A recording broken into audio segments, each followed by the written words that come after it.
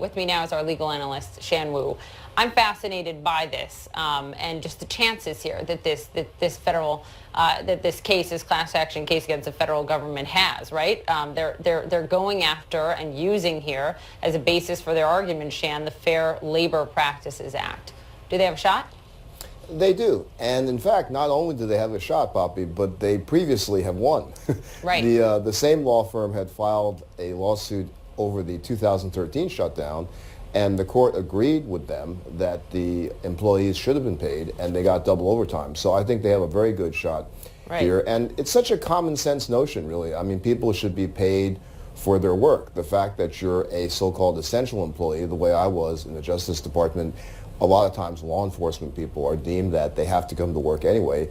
That doesn't mean you shouldn't be compensated for your work. It's particularly painful around the holidays.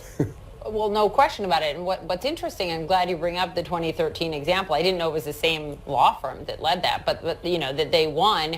It was the Obama administration at that point, and the Obama administration, Shan, sought to have that case dismissed. The court disagreed with that and ordered at some point double damages because they found that the federal government, by not paying these workers, was knowingly violating the FLPA. Do you think the same thing plays out this time?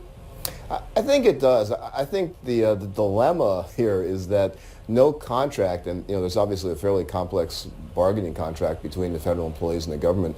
No contract can really sort of have the foresight to figure out the actual shutdown, and the contract itself can't really accept them from the Fair Labor Standards Act because that would be illegal, so you can't have that in the contract. So they're really kind of in uncharted territory here, and it's a great statement about the government workers that actually you haven't heard more uproar about this in the past. Those who are designated essential employees, they feel they have a duty to their country, duty to their institutions and the citizens, and they just go to work and do it. The plaintiffs here happen to work for the Bureau of Prisons, and a very important point they're making is that it's more dangerous for them. I mean, it's a skeletal staff going on there, and one of the points they're making is that it actually endangers them in that working environment.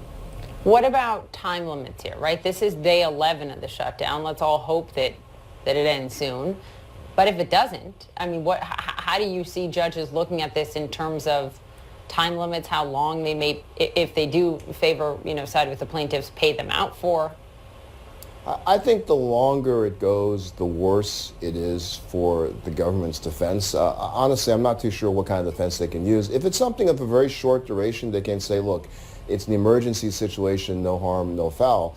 But the longer it goes, I think the weaker their defense becomes. And it's interesting, too, when you think about it. President Trump's really hurting the country in two ways by forcing this shutdown. One, of course, he hurts those workers deprived of their checks. But ultimately, if the federal employees win and there's damages ordered, who's going to pay those damages? Us. The taxpayer, right? Exactly. Who always pays, Shan. Right. Thank you very much, and Happy New Year. Yeah, Happy New Year to you, Papa.